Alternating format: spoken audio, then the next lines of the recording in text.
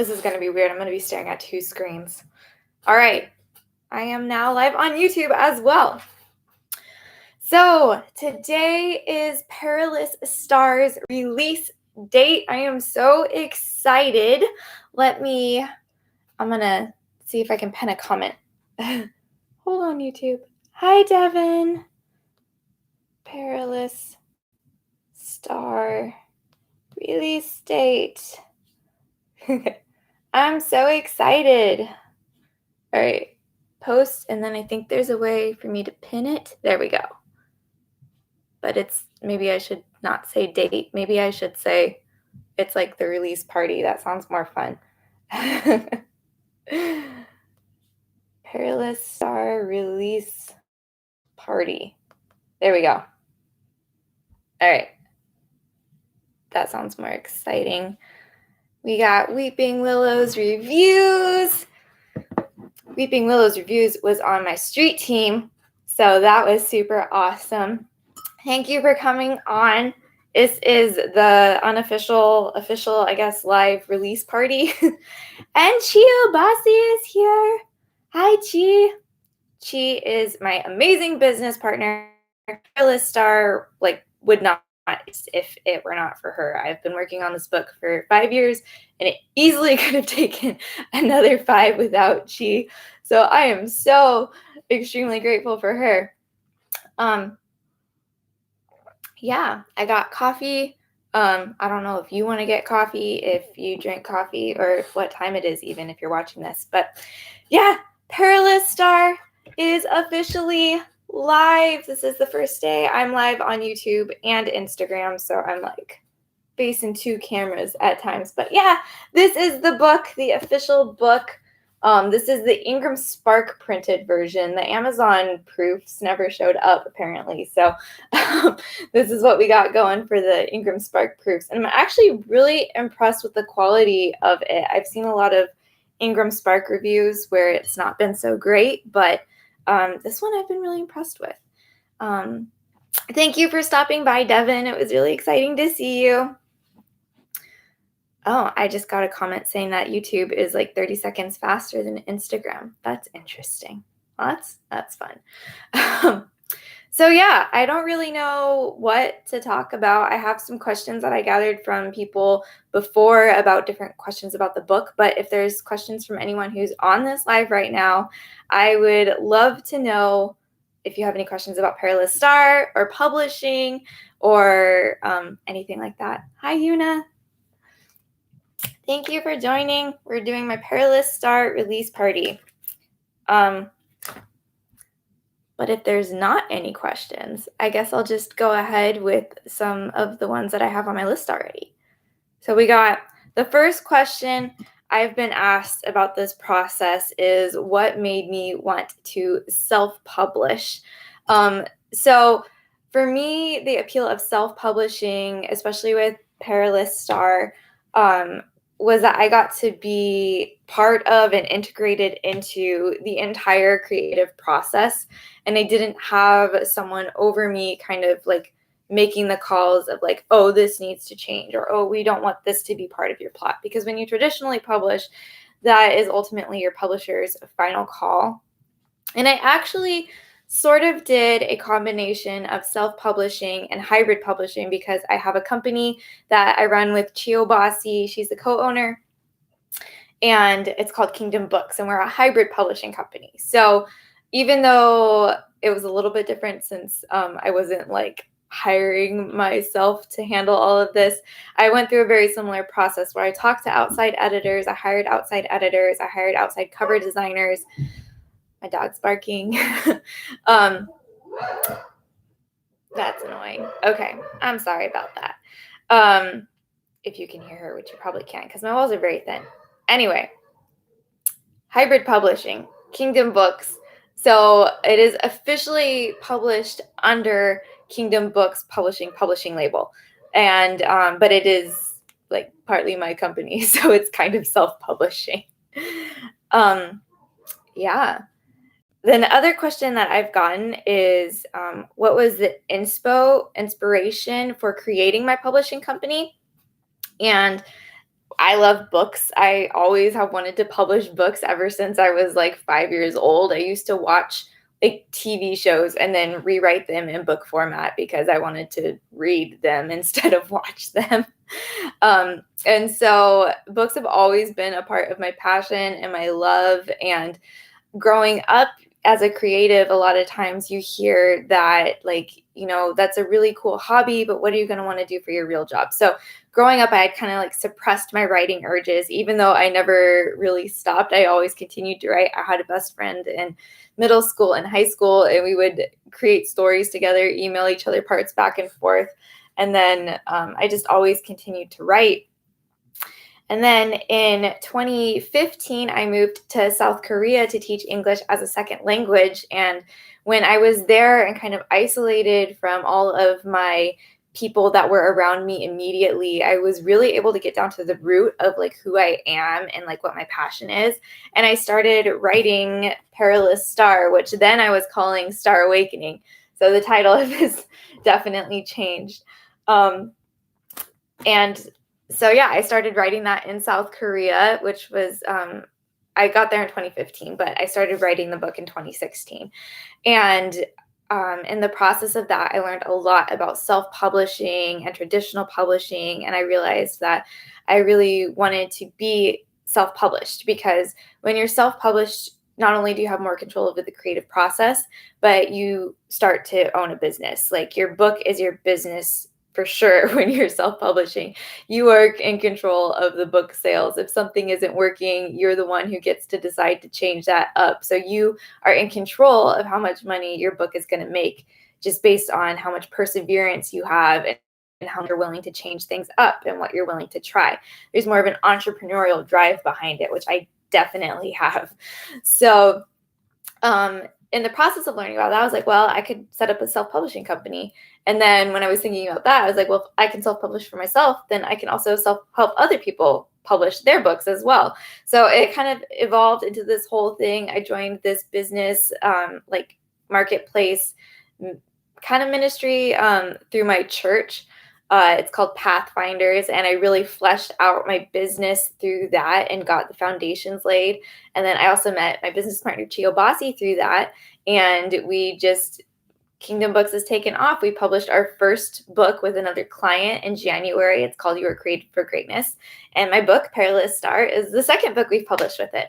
So the other inspiration behind that, though, in addition to helping other people get their stories out, is that through the process, we're also able to work through other creatives. So we are able to work with editors, cover designers, graphic design, hopefully videography down the line, and other things. So this independent publishing company is kind of a catalyst to help other creatives live their creative dreams as well.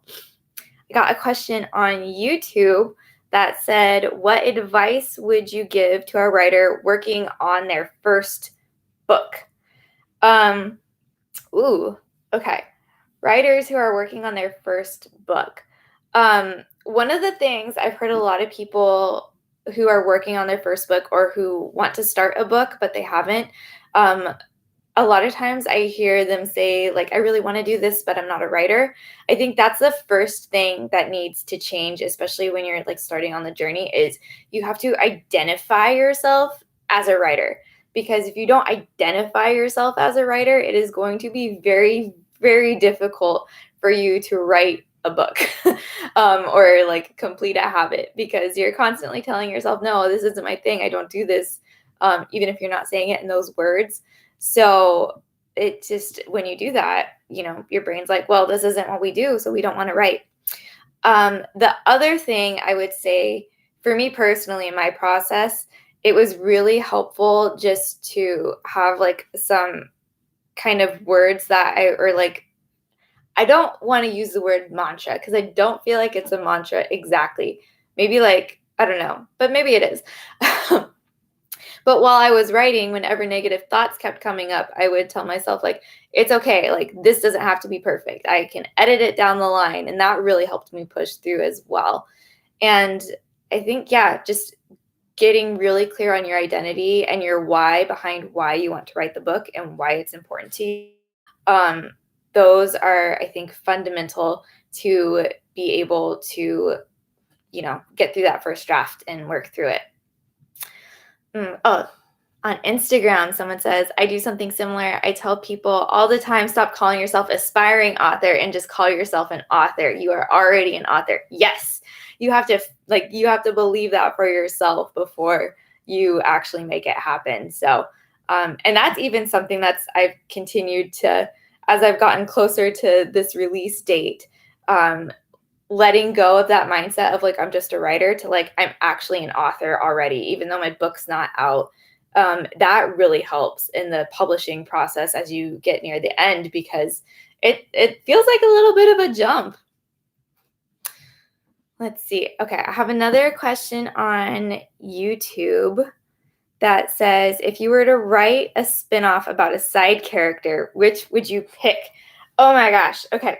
So for those of you who don't know a whole lot about my book, it is about this girl named Kaylee who ends up discovering that she has the ability to use fire. Her whole life gets destroyed, and she meets the Zodiac, Leo. She goes with him to the celestial realm and starts training to become the next in line Zodiac. And while she's there, she meets these human recruits who are also training to become Zodiacs, finds this whole secret about doors and shadows and things that are trying to destroy the world.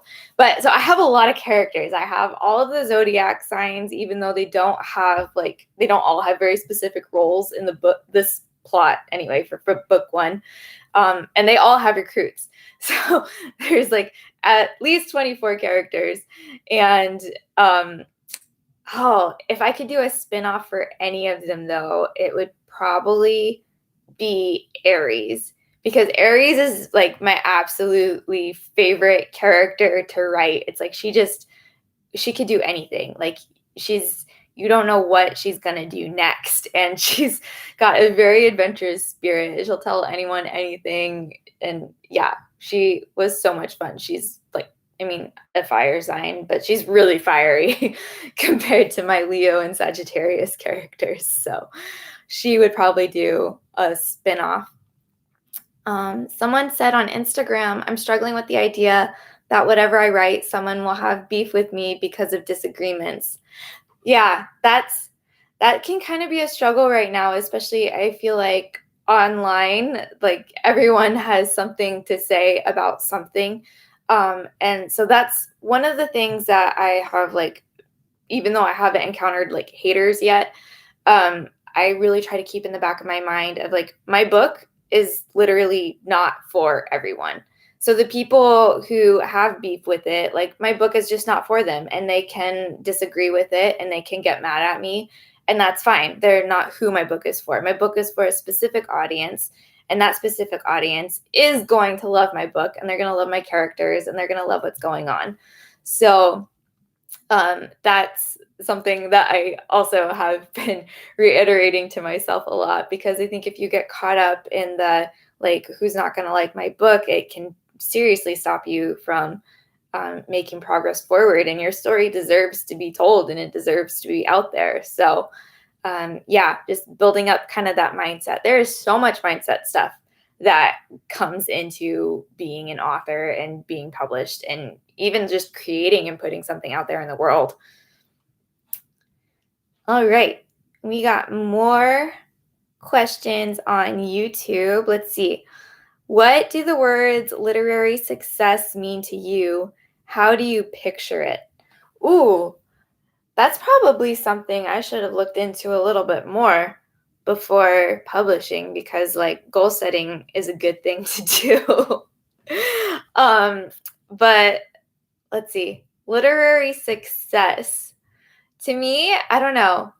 I guess that means just I want my book to be with all of the people who are supposed to read it, who are supposed to have it. I would love to be on bestseller lists. That would be super, super amazing.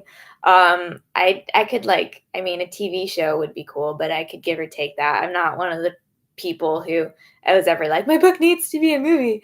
Although one of the things I've heard from a lot of early readers is that it is a very cinematic book. So, maybe one day. I guess, literary success. Over time, I guess it would be that I could earn enough passive income off of my books to be able to like fund my life. That would be like ultimate success. But even just like having this book out and like knowing that there's people who bought it, that feels like success to me. So as long as people keep doing that, I will be a literary success. Okay, another question. We got, does writing energize or exhaust you, or both? I think both. It totally depends on the type of day I'm having. As a writer, I feel like there's sort of two writer moods. There's the writer moods where sometimes you just have to suck it up and be disciplined and be like, okay, I have this book. I know it needs to get done. I gotta sit down and just like plug through. And then there are those writing times where you just get like, it feels like you're in the story, like the world around you fades away. Whatever world you're writing in just becomes so completely real to you. And that is like the most energizing feeling, when I feel like I'm actually transported into a different space. So I definitely both. I'm trying to remember because it feels like it's been a while since I've actually written the book, because I've been editing for so long. Editing definitely feels more draining to me than writing does. Writing feels a lot better than editing. All right. Someone on YouTube said Aries is pretty baller. Xana. Yes, Aries is pretty baller. She also asked, you said it took a while to get this book written. What was the hardest part? So the hardest part of writing Perilous Star, of the actual writing process, there's this character in my book named Trent. He's one of my villains, and he's Kaylee's brother, and he's abusive. And there are some scenes in there where like I wrote from his perspective. And so being able to like actually step into his headspace to like know what he's thinking and to like feel the reasons why he acts the way he does, I think was probably the hardest part. I know there was like the first scene where I was writing from his perspective, I was literally sitting down at my computer, like looking at it, just being like, I don't know, like, I don't want to sympathize with this guy. I don't like him, but I need this part of his story to be told. So how do I do that? And I was sitting there for probably like a half hour to an hour, just like trying to get over it. So once I did, like the scenes with him are actually like feedback wise, some of the most engaging for readers. So, but that was definitely the hardest part of the writing process. The editing process, the whole thing was the second hardest part. I liked the implementing developmental edits a lot more than the other types of edits. Beta reader feedback was a lot because I think I had 6 or 8 beta readers. I think it started off with 8, and then we ended up finishing with 6 beta readers. And so going through all of their feedback and like seeing which ones were like kind of a consensus from the group, and which ones were outliers, and not getting offended when someone didn't like something, and figuring out how it all fit into the plot. That was probably the hardest part of the editing process for me. All right. And it looks like we're pretty much out of live questions right now. Yeah. So if there aren't any more, okay, we got more. We got more on YouTube. All right. What comes first for you? The plot or the characters, and why? Ooh, okay. So my writing process, it normally starts in snippets. I normally get like these scenes in my head with dialogue, and the characters won't necessarily be fleshed out, but I'll get like the tone of what's going on and I write it out. And then like just over having lots of snippets of these little dialogue scenes, I start to develop a plot around what's happening with the dialogue. So plot definitely comes first for me. I know a lot of people are more like character based from what I've heard. At least I feel like a lot of people are character based. But yeah, I love plot. I love tension and creating tension and the adventure of it. I think that's what really has drawn me to books like my whole life, is the adventure aspect and getting live through these situations and scenarios that we would never be able to live through in real life. So yeah, that's how my writing process starts. Plot first, random dialogue scenes, and then plot, and then from that I get characters. Okay, another YouTube question. Xana's asking about my cover art journey. So I'm going to show this cover again in case there are new people. Perilous Star. This is my cover. This is the back. We've got this little book logo here. So my cover designer, her name is Maja. She is amazing. Oh my gosh. She's got like the fastest turnaround of any book cover designer I've ever seen. She's super affordable. I absolutely love her. And she's amazing to work with. So working with her, what I did is I kind of gave her my specifications of like, this book is going to be this big. This is the title. This is the text that needs to go on it. And then I give her a synopsis of what the book is about. And then from there, what she likes to do is she normally has ideas for what a cover should look like after that synopsis is out, or after she gets a synopsis. And then if the author has any ideas, she wants to know what that is too. So when I was working with her, what happened is I had this idea of having like my main character Kaylee on here like with a door, because the door is kind of like a really significant thing in my book.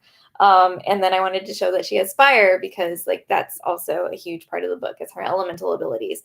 So that was just like I had that image in my head pretty much since I started writing the rough draft. And so I told her about that, and she was like, oh my gosh, when I read the synopsis, that was what I had in my head too. So it was really, really easy for us to work together. We had very similar versions of the book cover in mind already. And then from there, it was just kind of working on color scheme. Originally, she had kind of like more of a blue galaxy tone, and I had more of like a purple vision in mind. I mean, I really like the color purple, if you couldn't tell. So yeah, and then it was just tweaking from there. And then she actually, I mean, had a lot more details that she wanted to work out than like what I even knew. So she really perfected it and made it the amazing cover that it is right now. All right, got another question. What's your writing software of choice? Did that affect your publication process? So I have, I worked on two different writing. Well, one of them is not technically a writing.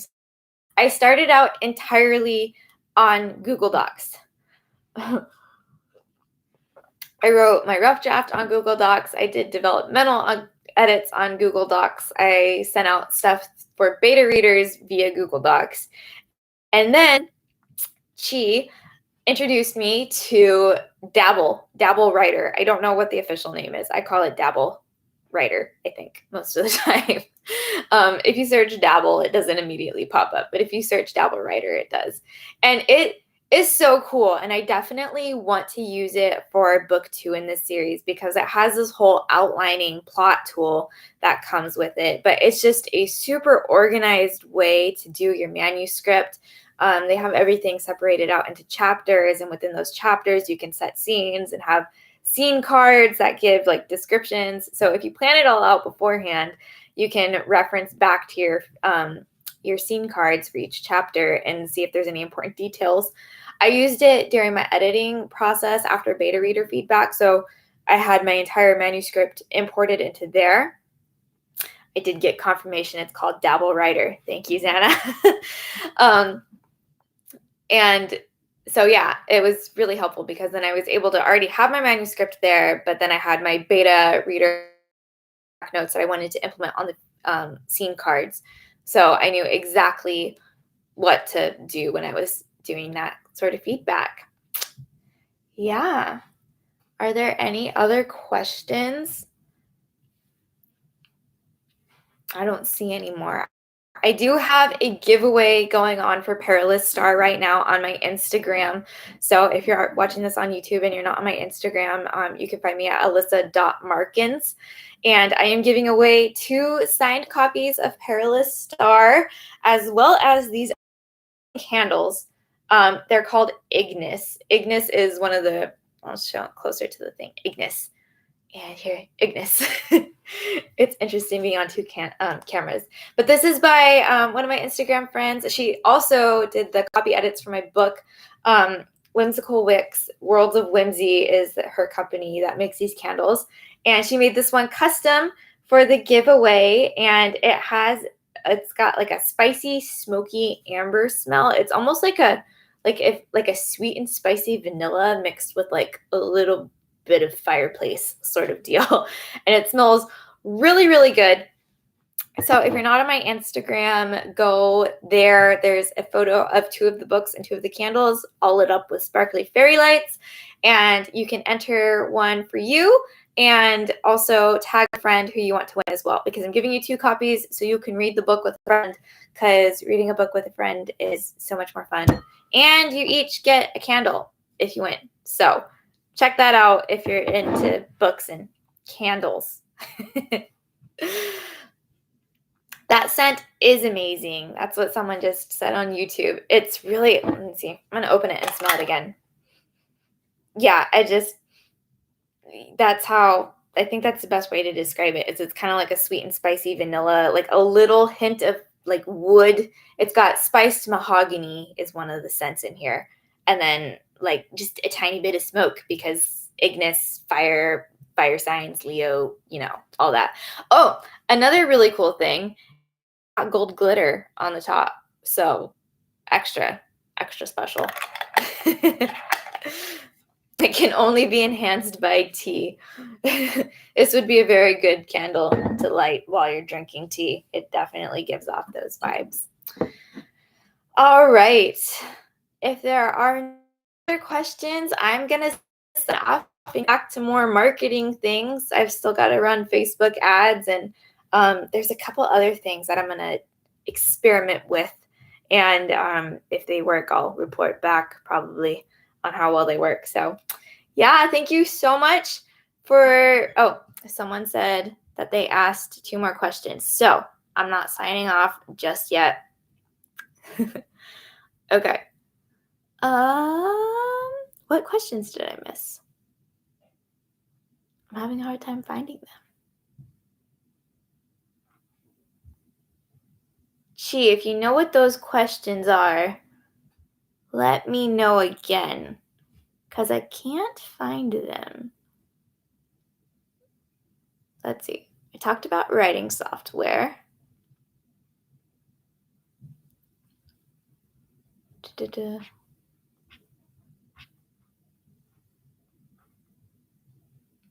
hair or the books? Not exactly sure what that means.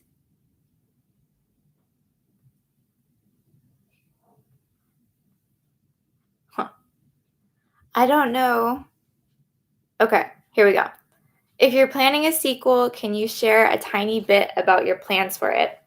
So yes, Perilous Star is book 1 of the Western Zodiac Trilogy, and I haven't started writing it, but I have the plot for the remaining 2 books in my head. So I know like the general arc of what's going to happen in each of them, but I don't have any plans for I don't have any hard set dates for when it's going to release or what's going to happen with that. But there will be 3 books in this series, and I do know what's going to happen in them, but I just don't know when those things are going to happen. I'm going to start writing the 2nd book this year for sure, but we got all kinds of plans. She and I are planning also on co-authoring a book together. That's going to be really exciting. And yeah, there's just this is a big year. This is a big year. Okay. And then the second question, how do you come up with the title for your book?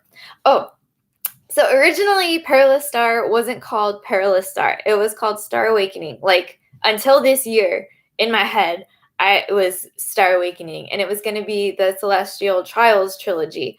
But then when I was going through my beta reader feedback, one of the questions I asked at the end was like, do you think that this, do you think that the title matches what the book is? And what do you think of the title of this trilogy?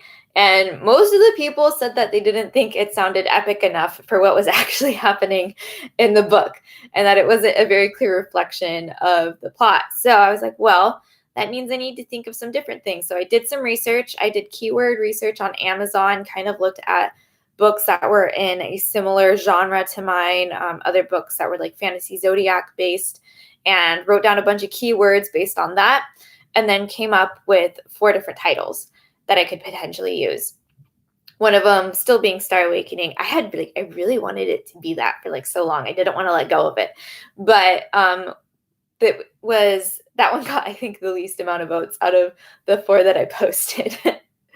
And the 2 that were at the top, one was called Rising Shadows, and then the other one was Perilous Star. But then as I was looking into Rising Shadows, I realized that there's a book by Robert Jordan just called Rising Shadow, and that's really, really close to Rising Shadows. And Robert Jordan is a much more prolific known author than I am.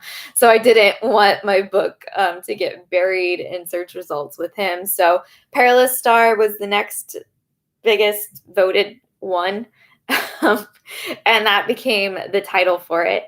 I don't have any titles planned for books 2 or 3 yet. I'm going to kind of see how that unfolds and then ask for more feedback, because I don't want to get tied to something like I did with this one and then have to go through like the pain of letting it go. But yeah, that is how I came up with the title for Perilous Star.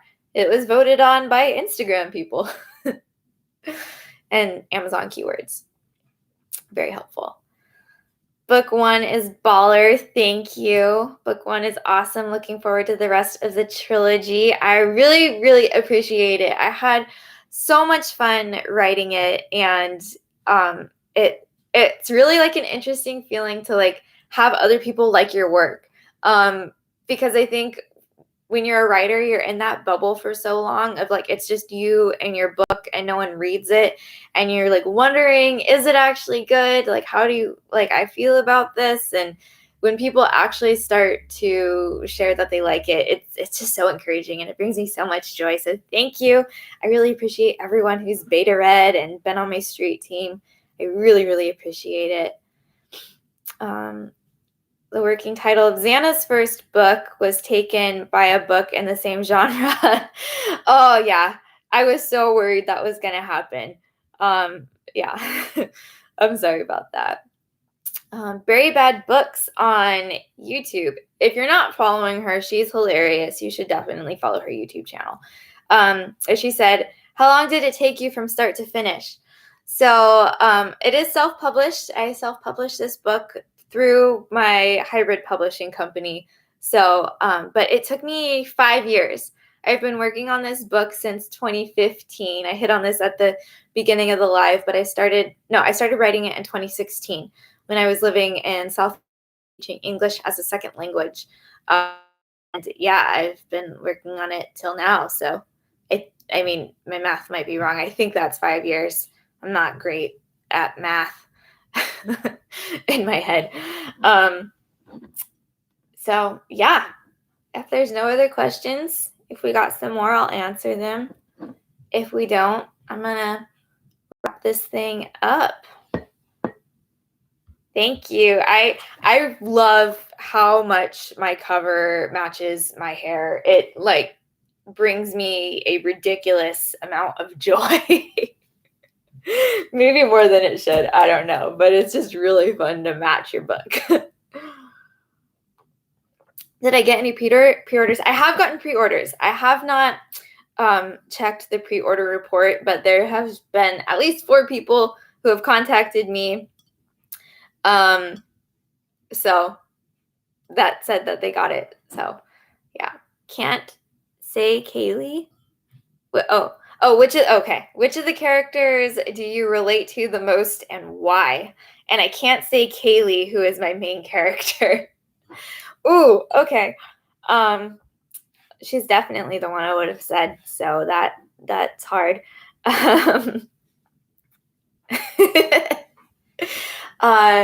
Who would be the character I relate to the most? Ooh. This is tough. Probably, actually, Sagittarius is what I'm thinking. He doesn't get like a ton of screen time, but he's like the one out of the three, out of Leo, Aries, and himself, who's kind of like making sure that Leo and Aries don't go too crazy. Because like when Leo and Aries get together, there's a lot of like crazy shenanigans that tend to happen, and he's sort of always making sure that they stay in line. Um, so I feel like that's a role I kind of tend to take on in a lot of my different positions. I like to make sure things are done the right way. And he does too. So maybe him, maybe him. But I don't know. That's a really, really hard question. Um, K Eel. Yeah, it's definitely Kaylee. But I'm glad that we checked. That was a funny conversation we had, Santa. Ooh. And then someone said Kate Eel kind of sounds like a broody male hero. Maybe that would make it into like another book. I don't know. We could see. Are there any other questions about Perilous Star or the book writing process? You don't have to feel like a fool, Xana. It happens. There's like, I switch up letters, and then once your brain gets on a certain track, it just will go with it. So I'd say don't worry about it too much. All right. Xana is the only one who is allowed to use Kate Eel as a character name from now on. So just so everyone knows, she has official name rights now. All right. Oh, we got more people coming on. Hello. We're talking about my book, Perilous Star, that just released today. It's been available for pre-order for the last couple weeks or so. But yeah, we're talking about it. If you have any questions for the people on Instagram, let me know. I was just going through a bunch of questions on YouTube. I'm kind of looking back and forth. Least favorite editing stage. Okay. So my book went through four editing stages. I did a developmental edit, which was kind of like a high-level overview of the plot and what's working, what characters needed to be cut. I did end up completely cutting an original character out of Perilous Star. Her name was Alana, and she was Kaylee's best friend on Earth. And like they had a whole friendship thing going on, and she ended up getting like kidnapped and used as like a tool against Kaylee. And her entire plot just got completely cut from the first draft, which she was in. So that was a kind of a hard time. That was definitely like a kill your darlings moment for me. So that was the developmental stage, and then I also did beta reader edits, and then I did a copy edit, and I did a proof edit. And my least favorite, I had a lot of fun in the developmental edit stage because like the whole thing was still pretty new and exciting to me. I was still pretty like fresh off the hype train for it. Probably the copy edits, I think. It's a tie between beta reader edits and copy edits because they both were a little bit different. The beta reader edits, it was a lot of like high level information to juggle and like figuring out what needed to like stay and like go and change and tweak and like adjusting plot holes. And then the copy edits had a little bit of that, but I was so behind on my deadlines for copy edits. And I think a lot of that because it's like addressing your actual like writing style, I think was hard for me because I knew in my head that those edits were there to make my book better and more engaging. But like at the same time, it was like how I had worded things or like what wasn't making sense and clicking. And so I think that was probably emotionally the hardest one for me to work through. I didn't end up doing a line edit, but I did get a final proof edit done. And my proof editor was amazing. Her name is Laurel. And I mean, she just straight up did all the edits for me. She didn't like even have me look over anything, which was good because we were about 2 months behind like our publishing schedule with it at that point. So I really needed someone who would just kind of take the reins and go with it. Someone said my author photo is beautiful. Thank you. It was taken on my iPhone as an Instagram post at one point. So there's a lot you can do with iPhones. Writer Joe said, congratulations on Perilous Star being released. Thank you so much. So did J.M. Grauman. Jordan, thank you. It's so exciting. It feels so good to have this book just finally out and in the world and ready to go for people to read. So yeah, I'm very, very happy to have it out and to be a published author. This has literally been a dream of mine since I was like 5 years old. So, and now it's happening. Yeah. Are there any other questions? Any other things people want to know about Perilous Star? If there's any new people that have joined, I do have a giveaway going on for 2 signed copies, as well as 2 of these candles made by Worlds of Whimsy. It's spice, smoke, and amber, and it sort of smells like sweet and spicy vanilla with like a hint of fireplace in it. So if you haven't followed me on Instagram and if you haven't seen that giveaway, definitely go do that and check it out because, I mean, those candles alone are amazing. Yeah, and if we don't have any other questions, I'm gonna sign off. Give it another minute or less, because a minute actually feels like a really long time online. All right. Well, I am gonna head out. Thank you so much for joining me for the release day party, the virtual release day party for Perilous Star. I had a lot of fun writing it, editing it, talking about it, and sharing it with you all. And if you would like to purchase, the link is in my bio. It is available on Amazon and Barnes & Noble online. I'm drinking coffee. It's called Silverback Gorilla Coffee, and I made it in a mocha pot, and it is absolutely delicious. That was a question on YouTube for you Instagram people. I'm also on YouTube at the same time. All right. Thank you so much for coming, and I will see you all virtually online. Bye. Okay. And